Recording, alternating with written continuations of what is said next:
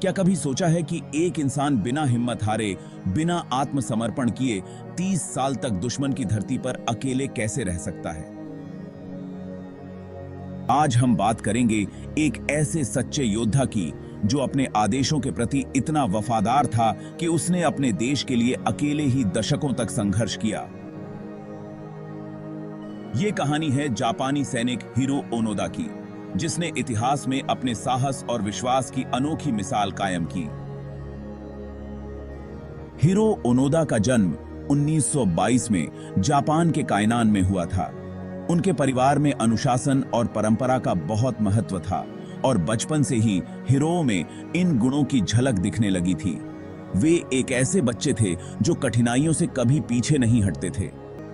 जब वे 17 साल के हुए, उन्होंने जापान की सेना में जाने का फैसला किया। परिवार में अनुशासन और देशभक्ति की सीख ने उनके व्यक्तित्व में गहरी छाप छोड़ी, जो आगे चलकर उनके जीवन का मार्गदर्शन करने वाली थी। सेना में शामिल होने के बाद हिरो ओनोदा को जापान की सबसे खास गुप्तचर टुकड़ी में ट्रेनिंग दी गई। उन्हें छुपकर दुश्मन की गतिविधियों पर नजर रखना, कम संसाधनों में दुश्मन से मुकाबला करना और हर परिस्थिति में अपने मिशन को पूरा करना सिखाया गया। युद्ध के दौरान उन्होंने कठिन प्रशिक्षण लिया। जंगल में छिपने के तरीके, कैसे बिना किसी की मदद के दिन रात गुजारना और किसी भी स्थिति में कैसे अपने शरीर और दिमाग को मजबूत बनाए रखना। यही ट्रेनिंग बाद में उनके लिए जीवन रक्षक साबित हुई। 1944 में हिरो ओनोदा को फिलीपींस के लुबांग आइलैंड पर भेजा गया। उनके मिशन का उद्देश्य था दुश्मनों पर नजर रखना और अगर अमेरिकी सेनाएं द्वीप पर उतरती हैं तो उन्हें रोके रखना। युद्ध के हालात इतने गंभीर थे कि ओनोडा और उनके साथियों को यह आदेश मिला था कि वे तब तक संघर्ष करेंगे जब तक उनकी आखिरी सांस चलेगी। आत्मसमर्पण का तो कोई विकल्प ही नहीं था और ओनोडा ने इस आदेश को अपने जीवन का मकसद बना लिया। लुभांग पहुंचने पर ओनोडा ने वहां पहले से मौजूद जापानी सैनिकों के एक समूह के साथ मिलकर काम करना शुरू किया, लेकिन उनकी टीम के वरिष्ठ अधिकारी उनकी योजना को पूरी तरह लागू नहीं होने दे रहे थे। इसका नतीजा यह हुआ कि जब 28 फरवरी 1945 को अमेरिकी और फिलिपिनो बलों ने द्वीप पर हमला किया और द्वीप को आसानी से अपने नियंत्रण में ले लिया। छोटी सी इस जंग में ओनोडा के अलावा सभी या तो मारे गए या आत्मसमर्पण कर चुके थे। बचे हुए 4 सैनिकों में second lieutenant Onoda, private Yuichi Akatsu, corporal Shoichi Shimada और private first class Kinshichi Kozuka थे। ओनोडा ने अपनी टीम को लेकर लुबांग द्वीप के पहाड़ों में शरण ले ली, जहां वे अपने मिशन को जारी रखने के लिए संघर्ष करते रहे। अक्टूबर 1945 में जापान ने हार मान ली और युद्ध समाप्त हो गया, लेकिन ओनोडा और उनके साथी इस बात से अनजान थे। समय समय पर द्वीप पर उन्हें पर्चियां मिलती जिनमें लिखा होता था कि युद्ध समाप्त हो गया है, लेकिन ओनोडा को यह लगता कि यह दुश्मनों की चाल है। उन्होंने इन पर्चियों को झूठ समझकर नजरअंदाज कर दिया और संघर्ष जारी रखा। उनका मानना था कि जापान कभी हार नहीं मान सकता। जंगल में जीने के लिए ओनोडा ने अपनी ट्रेनिंग का पूरा इस्तेमाल किया। वो पेड़ों के झुरमुट में छिपे रहते, दुश्मनों की नजरों से बचने के लिए खास तौर से रात में ही खाना बनाते ताकि धुएं का पता ना चले। खाने के लिए वे खेतों से चावल और सब्जियां चुरा लेते और कभी-कभी पशुओं का शिकार कर लेते थे। पानी के लिए झरनों और बारिश के पानी का सहारा लेते। इस तरह के संघर्ष ने उनके जीवन को बेहद कठिन बना दिया, लेकिन उनके भीतर अपने देश के प्रति जो निष्ठा थी, उसने उन्हें कभी टूटने नहीं दिया। समय बीतता गया।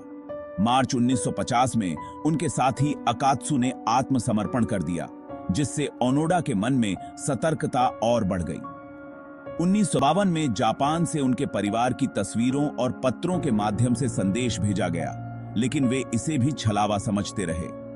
एक एक करके साथी साथ छोड़ते गए, कुछ मारे गए और कुछ अलग हो गए, लेकिन ओनोडा अपनी ड्यूटी निभाते रहे। 7 मई 1954 में शिमादा एक झड़प में मारा गया और फिर 19 अक्टूबर 1972 में उनके एकमात्र साथी कझुका को भी गोली मार दी गई। अब ओनोडा पूरी तरह से अकेले रह गए। इस अजीब और गरीब परिस्थिति में जब कोई बात करने वाला भी नहीं था, उन्होंने खुद को मानसिक रूप से मजबूत रखा और अकेलेपन को अपने इरादों पर हावी नहीं होने दिया।